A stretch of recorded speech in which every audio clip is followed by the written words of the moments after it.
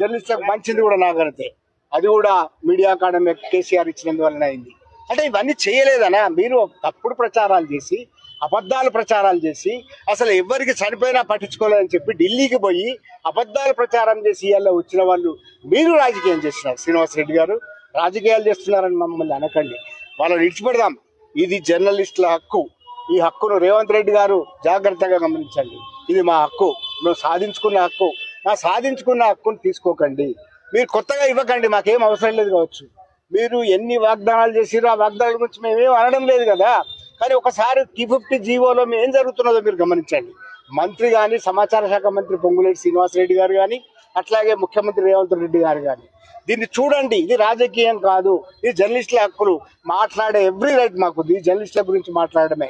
మీ గురించి మేమేం అనడం లేదు. మీ పాలనకు సంబంధించింది కాదు, మీ పోస్ట్ మార్టంకు సంబంధించింది కాదు, మీ పాలన పోస్ట్ మార్టం కాదు. ఇది జర్నలిస్టుల హక్కులకు భంగం కలుగుతున్నాయి కనుక ఒక జర్నలిస్టులుగా, తెలంగాణ ఉద్యమంలో పాల్గొన్న జర్నలిస్టులుగా మేము ఇది అడుగుతున్నాం. గుర్తుపెట్టుకోండి, ఇది రాజకీయం కానే కాదు.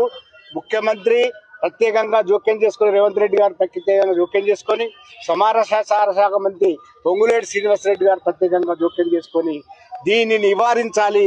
252 జీవో అనే దాని వల్ల 10,000 వరకు తగ్గించి మీరు ఇద్దామనుకుంటున్నారు. అది చెల్లదు. డెస్క్ జర్నలిస్టులకు కూడా అక్రిడేషన్ కార్డులే ఇవ్వాలి. మీడియా కార్డులు అనే విభజన రాకూడదు.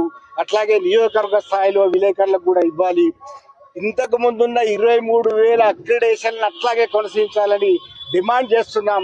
ఈ డిమాండ్ చేస్తే కనీసం మీరు 7వ హామీ ఇచ్చినారు. ఆ 7వ హామీ తుంగలో దొక్కి ప్రజాస్వామ్యంలో మేము జర్నలిస్టులం ఒక వినతి పత్రం ఇస్తాం కలెక్టర్ కంటే మా వాళ్ళని అరెస్ట్ చేసి ముషీరాబాద్కు తీసుకొచ్చినారు. ఇది సబబు కాదు. ముఖ్యమంత్రి గారు గమనించండి, ఇది సబబు కాదు.